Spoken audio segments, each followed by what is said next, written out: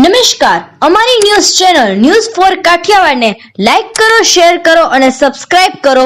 News for Kathiawad. નમસ્કાર.